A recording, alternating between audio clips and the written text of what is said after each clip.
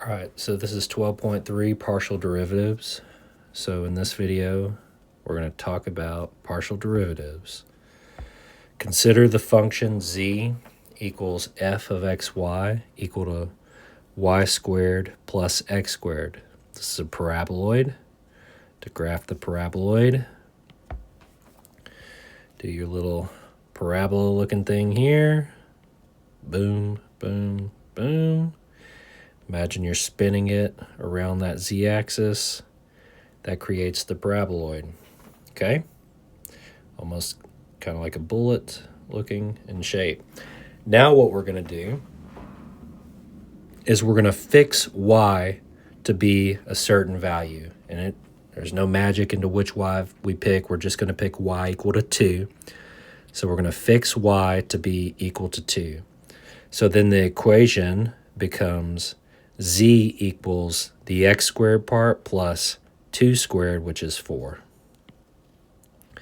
So the 3D surface turns into a curve in space, okay? Z equal x squared plus 4. This is a parabola in the xz direction, just with one variable, x.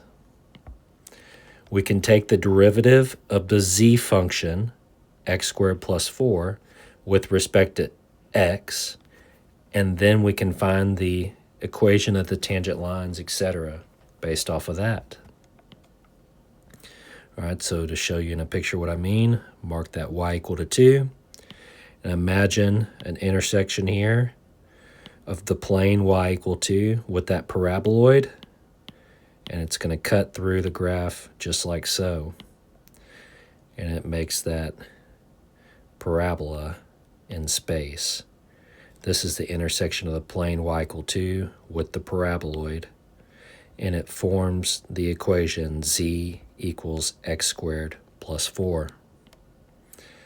So what are we doing here?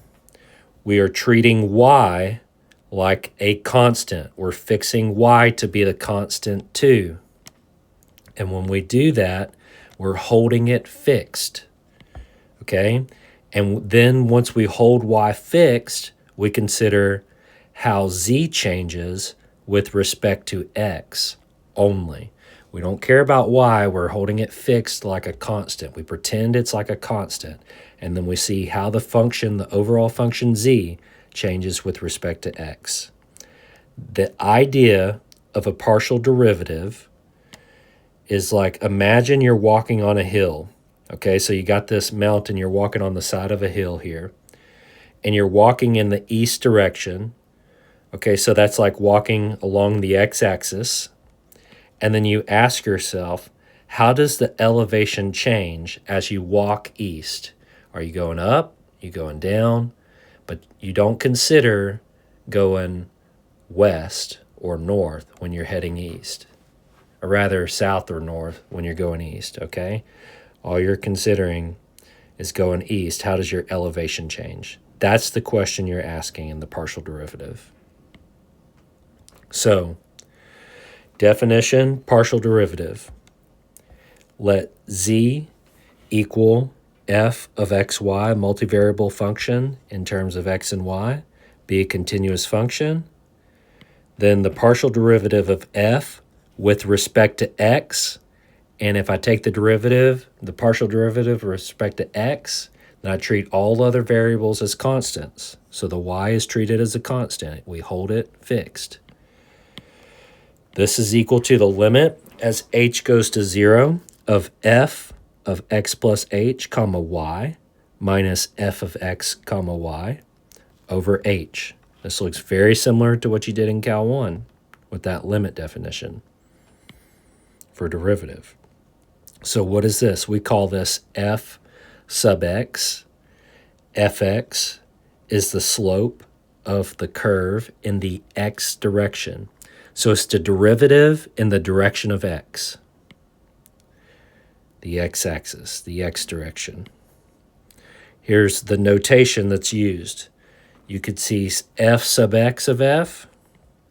You could see del x, f of x, y. So this is a differential. All right, I'm sorry, rather it's a partial derivative, not a differential, okay?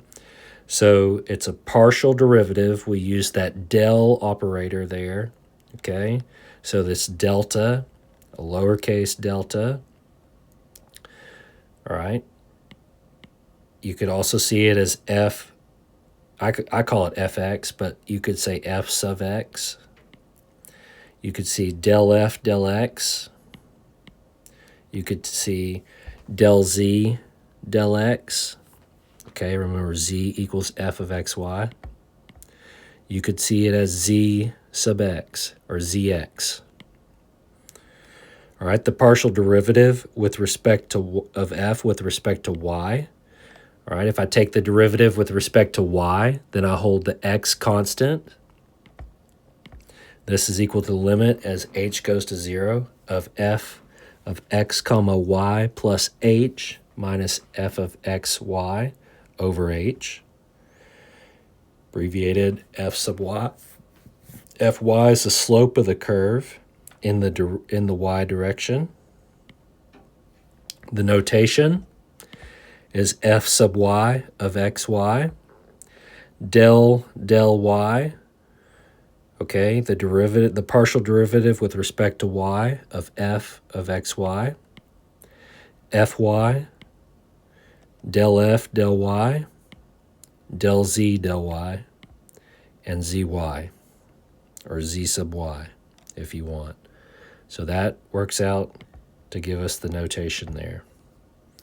Okay, if I was going to do an example here, take an example. I want to find fx and fy. Let's do f of xy equals x cubed y squared plus 5y squared minus x plus 7. All right, if I want to do the partial derivative with respect to x, okay, so del f del x, I'm going to treat everything that is not an x as a constant. So that's a constant, that's a constant, that's a constant, that's a constant. Okay, I know it's letters, all right, it looks like variables, but when I take the partial derivative, I hold all the other variables to be constant. So when I take the derivative with respect to x, del x here, all right, what's the derivative of x cubed? That's 3x squared, and then I have my constant y squared, okay, plus, all right, now look, it's tempting to think that this is not a constant, that I take the derivative there, but I'm taking it with respect to x, and there are no x's in there, so it's like a constant. What's the derivative of constant? 0. All right, what's the derivative of x? That's -1. What's the derivative of 7? That's 0.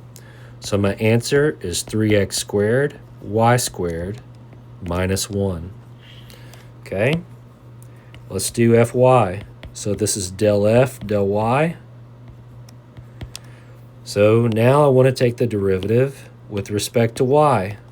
So that means everything else is treated as a constant. So this x cubed is now a constant. What's the derivative of y squared? The derivative of y squared is 2y. Okay, my constant, I also have that constant there, x cubed. What's the derivative of 5y squared? The derivative of 5y squared is 10y. What's the derivative of negative x with respect to y? Negative x, that's a constant, people. So that's 0. Derivative of 7, a constant, 0 again. So when I simplify here, I have what? X squared, or 2x squared y plus 10y. Excuse me. All right, let's do one more of these, and then we'll call it quits for the video, okay? So let's take f of xy equals cosine of x y squared times the square root of x squared plus 1. Oh boy. So if I want to find fx, this is a partial derivative with respect to x. So I have, looks like I have two pieces held together by multiplication. So this is what's known as the product rule. So it's the first times the derivative of the second. The derivative of the second part with respect to x plus the second times the derivative of first, partial with respect to x, of cosine xy squared. So the first one, we have cosine xy squared. Now the derivative of this thing here, this is actually going to be a chain rule. So square root can be rewritten as x squared plus 1 to the 1/2 power. When I take the derivative with respect to x, the 1/2 comes out front. I have x squared plus 1 to the negative 1/2 power. I subtract 1 from the exponent. Let me move this over so you don't get confused there. Okay. And then I take the derivative of the inside part. The ugly part inside is x squared plus 1. The derivative of that is 2x. Okay. And then plus square root of x squared plus 1 times the derivative of this thing. Now, this is another chain rule. It's the cosine of ugly stuff. Okay. So derivative of cosine is what? The derivative of cosine is negative sine of the ugly stuff, xy squared, times the derivative of the ugly stuff. Well, I'm taking the derivative of x, y squared with respect to x. And x, the derivative of x is 1, and y squared is a constant. So this would just be derivative of xy squared is just y squared when you take it with respect to x. Okay? So if I simplified that, let's see here. The 2's would cancel. The negative exponent would flip it to the denominator. So you have cosine xy squared, okay, times x over the square root of x squared plus 1 plus the square root of x squared plus 1 times the negative y squared sine xy squared. Close it up right there. If you wanted to make this negative and move that out, that's fine. Okay? That's good enough. All right, let's do now for the partial with respect to y. So fy. So first times the derivative of the second, so del y of x squared plus 1 plus the second, x squared plus 1 times the derivative with respect to y of cosine xy squared. So this is cosine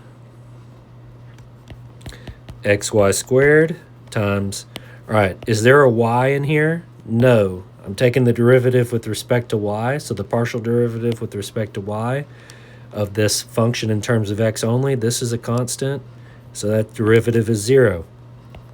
Plus, wasn't that easy, plus square root of x squared plus 1. All right, now I'm going to take the derivative of cosine of some ugly stuff here. So the derivative of cosine of the ugly stuff is negative sine of the ugly stuff, xy squared, times the derivative of the ugly stuff. The ugly stuff is xy squared, but with respect to y, okay, there's a y in there, but there's only that one y squared in there, so the derivative of y squared is 2y. So that's 2y, and then the x is a constant, x. And close it up. So the first part, 0 times that thing is still 0. So this becomes negative 2xy sine xy squared times the square root of x squared plus 1 when it's simplified. How about that? All right, we'll leave it at that.